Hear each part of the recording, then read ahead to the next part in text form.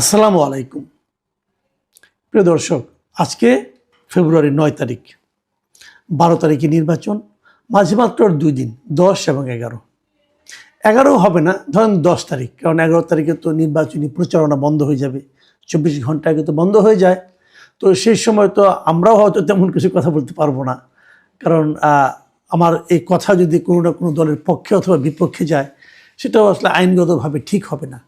তো সেই হিসেবে আমরা ধরতে পারি আর মাত্র ২ দিন, আজকে এবং আগামীকালকে আমরা কথা বলবো নির্বাচনের সম্ভাবনা নিয়ে, নির্বাচনে কে কেমন করতে পারে তা নিয়ে। আমি গতকালকে একটা প্রিডিকশনের মতো দিয়েছিলাম, সেটা আমি দুটো সোর্স থেকে পাওয়া প্রিডিকশন দিয়েছিলাম। আমরা বলেছিলাম, এটা নিয়ে অনেক আলোচনা হয়েছে, অনেকে দেখেছেন, অনেকে নানা রকম মন্তব্য করেছেন। তো এই ধরনের আলোচনা হতেই থাকবে, তারপরেও কিন্তু প্রিডিকশনে চলতে থাকবে। আপনারা মিলিয়ে নেবেন আপনাদের চিন্তার সঙ্গে। এটা কোনো ভিত্তি নেই, কিন্তু আমি আবারও বলছি, জরিপের কোনো ভিত্তি নেই, প্রেডিকশনের কোনো ভিত্তি নেই। যে যার যার মতো করে চিন্তা করেন এবং যার যার সোর্স থেকে তারা পান। ধরা যাক, কথার কথা আমি বলি, আমি বিভিন্ন জায়গার সঙ্গে লোকের সঙ্গে আলাপ করার চেষ্টা করছি। আমি এটা ফাইনাল প্রেডিকশনটা আগামীকালকে দেব, যে আমি নিজে কি মনে করি, যে মনে করার পেছনে আমি একটা দায়িত্ব নেব, যে এই দায়িত্বটা আমি দায়িত্ব নিয়ে মনে করছি। তো আজকে দেখেন, শেষ দিকে বলে হয়তো আজকে এই শহরে আমি দুটো জরিপ পেলাম, জনমত জরিপ পেলাম এই নির্বাচন নিয়ে, এবং দুটোই বেশ বড়ভাবে করেছে তারা, মানে অনেক লোকের মধ্যে এই জরিপটা করেছে। প্রথম যে জরিপটার কথা বলছি, দুটো আমি পত্রিকায় পেয়েছি, পত্রিকা থেকে আমি নিচ্ছি, মিডিয়া থেকে। এই প্রথম জরিপটা হলো eminence associates for social development, সংক্ষেপে EASD, এরা একটা জরিপ করেছে, এর নামে একটা সংস্থা। তারা ৪১,০০০ মানুষের মতামতের ভিত্তিতে এই জরিপটা পরিচালিত করেছে। ৪১,০০০ কিন্তু অনেক বিরাট সংখ্যা, এবং তারা দেশের বিভিন্ন জায়গায় জরিপটা করেছে, মানে একদম বিভিন্ন আপনার আসন ধরে ধরে ওখানে গিয়েছে, অনেকের সঙ্গে বিভিন্ন প্রক্রিয়াটা তারা বলেছে কীভাবে তারা প্রক্রিয়ায়িত করেছে, এবং তাদের যে প্রাপ্তিটা সেটাও তারা প্রকাশ করেছে। তাদের প্রাপ্তিতে বলা হয়েছে, যদি ভোটের হিসাবে হয়, যে প্রায় ৬৬.৩% ভোটার নাকি বিএনপিকে ভোট দিবে, এটা তাদের জরিপের ফল। আর এর বিপরীতে মাত্র ১১.৯% মানুষ ভোট দিবে জামাত ইসলামকে, এনসিপি ১.৭%, জাতীয় পার্টি ৪%। ওগুলি উল্লেখযোগ্য নয় আসলে। তাহলে কোথায় ৬৬.৩% আর কোথায় ১১.৯%? ধরেন ১১, ১২ই ধরেন আপনি, কোথায় ৬৬ আর কোথায় ১২, কোনো তুলনা হয়, কোনো প্রতিদ্বন্দ্বিতা হয়, এরকম তাদের জরিপের ফল তারা পেয়েছে। এবং তারা নিশ্চয়ই দাবি করতে পারে, আমরা ধরেন ৪১,০০০ মানুষের মতামত নিয়েছি, এটা অনেকটা গ্রহণযোগ্য হতে পারে, এরকম তারা দাবি করতে পারে। এবং তারা এই ভোটের তো পার্থক্য এবং এর বিপরীতে যারা আসন সংখ্যা যখন ধরেছে, সেখানেও তারা বিশাল পার্থক্য দেখিয়েছে। তাদের বিবেচনায় বিএনপি জোট পাবে ২০৮টা আসন এবং জামায়াত জোট পেতে পারে ৪৬টি আসন। অনেক পার্থক্য, কিন্তু আমি গতকাল যেটা বলেছিলাম তার চেয়ে অনেক বেশি পার্থক্য এটা। আচ্ছা, আমরা আরেকটা আমার জরিপটা নিয়ে পরে কথা বলি, আরেকটা জরিপ নিয়ে কথা বলি এখন। এই জরিপটা করেছেন international institute of law and diplomacy, মানে IILD নামে একটা প্রতিষ্ঠান। এরাও অনেক লোকের উপর করেছেন, এবং এদেরটা আমার তো মনে হয় যে আগে যেটা আমরা বললাম EASD, তাদের চেয়েও বেশি সংখ্যক। EASD করেছিল ৪১,৫০০ মানুষের মতামত নিয়ে, আর ওরা যেটা নতুন যেটা বললাম আমি, যে IILD, এরা জরিপ করেছে ৬৩,১১৫ জন ভোটারের উপর। ৬৩,১১৫ জন, মানে বিশাল ব্যাপার স্যাপার কিন্তু। এবং তারা গত ২১শে জানুয়ারি থেকে ৫ই ফেব্রুয়ারি, মানে এই ১৬ দিনের তারা এই জরিপটা পরিচালনা করেছে। ৩০০টা সংসদীয় আসনেই তারা জরিপ চালিয়েছে, বিভিন্ন ইউনিয়ন ভাগ করে। এবং এখানে ফলাফল যেটা আছে, সেখানে কিন্তু তারা দেখিয়েছে যে একদম মানে নেক টু নেক ফাইট হবে। এরা ভোটের একটা হিসাব দিয়েছে। এই ভোটের হিসাবে তারা বলেছে যে দুই দলের মধ্যে, মানে দুইটা জোটের মধ্যে, বিএনপি এবং জামাতের জোটের মধ্যে একটা হাড্ডাহাড্ডি লড়াই হবে। বিএনপি জোট পেতে পারে ৪৪.১% ভোট, আর অন্যদিকে জামায়াতে ইসলামের নেতৃত্বাধীন জোট যেটা আছে, তারা পেতে পারে ৪৩.৯% ভোট। এই তারা পেতে পারে বলে এদের ধারণা। তো এটা খুব ইন্টারেস্টিং বলে আমার কাছে মনে হয়েছে, যে তারা আগেরটাতে কোথায় আপনার 12% ভোট পাবে, বিএনপি পাবে 66.3%, আর জামাত পাবে মাত্র 12%, মানে বিশাল পার্থক্য ছিল। কিন্তু এখানে কিন্তু তা দেখানো হয় নাই। এরা বলছে পার্থক্যটা মানে 1% মতো, 44.1%, আর এদিকে 43.9%, মানে ধরতে গেলে 0.2% কম জামাতের। কিন্তু এদের আবার আরেকটা জিনিস ইন্টারেস্টিং আছে, যে আসন বললাম যে আসন সংখ্যা তারা কিন্তু ওরকম স্পষ্ট করে বলেনি, কিন্তু তারা যে জিনিসটা বলেছে, যে কালকে আপনাদের মনে আছে আমি বলেছিলাম যে কতগুলি আসনে বিএনপি জিতবে শিওর সহজে, এবং কতগুলি আসনে জামাত জিততে পারে বলে আমি যে জরিপটা উল্লেখ করেছিলাম, এরা ওই ফর্মুলাই করেছে। এরা বলার চেষ্টা করেছে যে নিশ্চিতভাবে জামাতের জয়ের সংখ্যা হলো 105টা আসনে, মানে 105টা আসনে জামাতের জয়ে তাদের মধ্যে কোনো সন্দেহ নাই। বিপরীত দিকে বিএনপি নিশ্চিতভাবে জয় পাবে 101টা আসনে, মানে নিশ্চিত জয়ের আশায় সংখ্যায় কিন্তু জামাত বিএনপি থেকে জামাত এগিয়ে আছে বিএনপি 4টা আসনে। আর দুই পক্ষের মধ্যে হাড্ডাহাড্ডি লড়াই হবে 75টা আসনে। খেয়াল করুন, তাহলে কিন্তু হাড্ডাহাড্ডি লড়াই পাওয়া গেল 75টা আসনে, আর 19টা আসনে স্বতন্ত্র প্রার্থীরা হয়তো জয়লাভ করবে, একদম তারা হিসাব মিলিয়ে দিয়েছে। তো যদি এই জরিপটাকে আমি ধরি, তাহলে কিন্তু জামাতের জয়ের একটা সম্ভাবনা আমি দেখতে পাচ্ছি এখানে।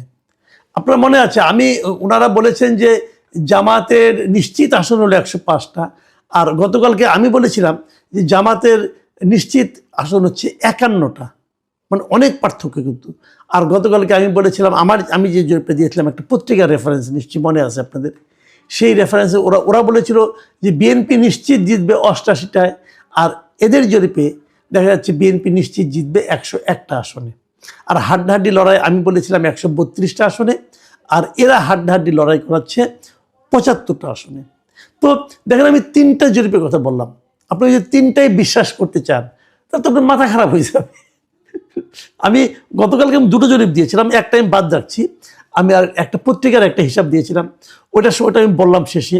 ওটার সঙ্গে এই যে আজকে যে দুটোর কথা বললাম, যে একটা হলো IILD এবং আরেকটা হলো EASD, এই যে 2টা প্রতিষ্ঠানের জরিপ, আর অনেক টাকা পয়সা খরচ করেছে।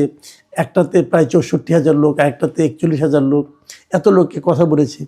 তো এত ডিফারেন্স কেন হবে, এত পার্থক্য কেন হবে? একজন বলছে মানে EASD, তারা বলছে জামাত পেতে পারে 46টা আসন, আর ওখানে বিএনপি পেতে পারে 208টা আসন, বিশাল ডিফারেন্স।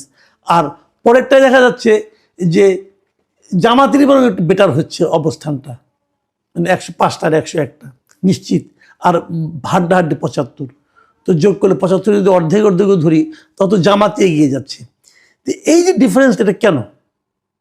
আমি কিন্তু বহুদিন বলেছি যে জরিপ জিনিসটা না অনেকটা ওই যে পত্রিকার রাশিফলের মতো, পড়তে মজা লাগে, আলোচনা করতে মজা লাগে, কিন্তু এর উপর নির্ভর করা যায় না। আমার এবারও মনে হচ্ছে তাই হবে, নির্ভর করা যায় না। আমি ভাবছি শেষ দিনের মতো আজকে আপনাদের এই অনুষ্ঠানটা মানে আপ করার পর আমি আজকে আমার নিজের চ্যানেলে আরেকটা জরিপ দেবো আমি, এবং এটা হয়তো আমি কালকে ওইটা নিয়ে এবং অন্য বিষয় নিয়ে আলোচনা করব। আমি কি পেলাম মাঠ থেকে সেই আলোচনাটা করব, এবং আমার এই অনলাইন জরিপে কী হয় সেটাও আলোচনা করব।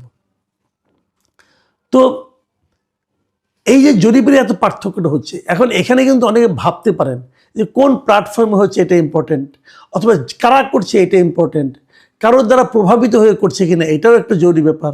অনেক সময় হয় না এরকম যে টাকার বিনিময়ে অনেকে জরিপ করে দেয়, বিশেষ একটা পার্টিকে একটু ভালো অবস্থানে দেখিয়ে দেওয়া, একটা হিউজ অ্যামাউন্টের টাকা তারা হয়তো অনেকে ব্যয় করে, সেটাও হতে পারে। কোন জরিপ কেন হয়েছে আমি বলতে পারবো না। তবে এই পর্যায়ে এসে আমি একটা কথা বলে শেষ করবো, সেটা হলো গিয়া, নির্বাচন তো হয়ে যাবে, 12 তারিখে নির্বাচন হবে, তারপর কি হবে? সেটা আমি আগেও বলেছি, আবারও বলি আরেকবার। সেটা হলো নির্বাচনের পর প্রথম যে সমস্যাটা হবে সেটা হলো নির্বাচনের ফল প্রকাশ নিয়ে একটা আলোচনা এরই মধ্যে আসছে। ইলেকশন ইঞ্জিনিয়ারিং কি হবে? এই আলোচনাটা আসতো না। এই আলোচনাটা আসার পেছনে মূলত যেটা কাজ করছে আমি মনে করি সেটা কাজ করছে এই তত্ত্বাবধায়ক সরকারের কিছু কর্মকাণ্ড। এই তত্ত্বাবধায়ক সরকারের প্রধান উপদেষ্টা ডক্টর ইউনূসের যে প্রেস উইং, সেই press secretary mister Shafiqul Alam আরও আগে বেশ কয়েকদিন আগে উনি বলেছিলেন এবার নির্বাচনের ফল ঘোষণা করতে দেরি হবে। এই যে কথাটা না, এটা হলো ম্যাজিক সেন্টেন্স। এই সেন্টেন্সের কারণে, এই একটি বাক্যের কারণে পুরো দেশের ভোটারদের মধ্যে, প্রার্থীদের মধ্যে একটা আতঙ্ক ঢুকে গেছে। দেরি কেন হবে? দেরি হওয়ার কি কারণ থাকতে পারে? প্রশ্ন হচ্ছে কয়েকটা। দেখেন, অনেকে বলবেন দুটো ব্যালট গুনতে সময় লাগবে। ওকে ফাইন, দুটো ব্যালট। আপনার বলেন তো, যখন মেয়রের সিটি কর্পোরেশন নির্বাচন হয় তখন ব্যালট থাকে কোটা? তখন তো আপনার একটা সিটি কর্পোরেশনের মেয়রের ব্যালট থাকে, একটা সংরক্ষিত আসনে ব্যালট থাকে, এবং আরেকটা কমিশনারদের ব্যালট থাকে। ইউপি নির্বাচনে এরকম থাকে, 3টা ব্যালট থাকে। তো 3টা ব্যালট যদি এক রাতের মধ্যে, এক বেলার মধ্যে শেষ করা যায় গুনে, তাহলে দুটো ব্যালট গুনে শেষ করা যাবে না কেন? প্রত্যেকটা কেন্দ্রে প্রিজাইডিং অফিসার, পোলিং অফিসার এর সংখ্যা তো সমান, তাহলে এটা যাবে না কেন? আর তার উপর এই ব্যাপারে আগে ভাগেই প্রেস সেক্রেটারি কেন এই কথাটা বলেন? এটা কি প্রেস সেক্রেটারি বলার বিষয়? নির্বাচনে ভোট গণনা আগে হবে না পরে হবে, দেরি হবে না হবে, তাড়াতাড়ি হবে, রাতে হবে না সকালে হবে, এই বিষয়গুলো তো প্রকাশ করবেন নির্বাচন কমিশন, সরকার তো না। এবং প্রেস সেক্রেটারি তো নাই। উনি যার প্রেস সেক্রেটারি, মানে মিস্টার ডক্টর ইউনুস, ওনারও তো এখতিয়ার নাই বলার এই যে নির্বাচনের রেজাল্ট ঘোষণা করতে দেরি হবে কি তাড়াতাড়ি হবে, উনিও বলতে পারেন না। তো পুরো জিনিসটা নির্বাচন কমিশনের এখতিয়ারে, কিন্তু ওনারা বলছেন। কেন বলছেন? এই যে কেন বলছেন, এই প্রশ্নের উত্তর খুঁজতে গেলে প্রথমেই মনে আসে যে তাহলে কি ইলেকশন ইঞ্জিনিয়ারিংয়ের একটা সম্ভাবনা আছে? ইলেকশন ইঞ্জিনিয়ারিং জিনিসটা কি? আমি সহজভাবে বলি, আমি তো বোঝানোর দরকার নাই, আমি সহজভাবে বলি। সেটা হলো, আপনি ভোট দিয়ে আসলেন, কিন্তু যা ভোট দিলেন, যে ভোটটা হলো, সেই ভোটটাই ফল হিসাবে কি প্রকাশিত হবে, নাকি কেউ মাঝখানে অন্য কিছু প্রকাশ করে দেবে? মাঝখানে কি দুদিন ফলগুলো আটকে রেখে তারপরে প্রকাশ করা হবে? যখনই ফলগুলো আটকে থাকবে, যখনই ফল প্রকাশে বিলম্ব হবে, তখনই কিন্তু মানুষের মধ্যে সন্দেহটা আরো দানা বাঁধবে। আচ্ছা, যদি সরকার ইলেকশন ইঞ্জিনিয়ারিং করতে চায়, তাহলে কোন দিকে করতে পারে? কার পক্ষে করতে পারে? আপনারা ভেবেছেন একবার? কার পক্ষে করবে? জাতীয় পার্টির পক্ষে, নাকি ইসলামী আন্দোলনের পক্ষে? না, তাদের পক্ষে না।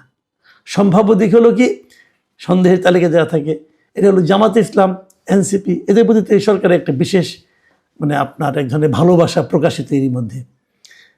বিএনপি হতে পারে, এরা তো অভিযোগ করে বিএনপির কথা মতো নাকি সব চলছে। আমি একটা তথ্য দিই, এই তথ্যটা আমার কাছে খুব, মানে একদম যে আমি প্রমাণ করে দিতে পারবো আমি তা বলছি না, কিন্তু আমার কাছে বিভিন্ন জায়গা থেকে তথ্যটা এসেছে। এটা আপনাদের সঙ্গে একটু শেয়ার করা।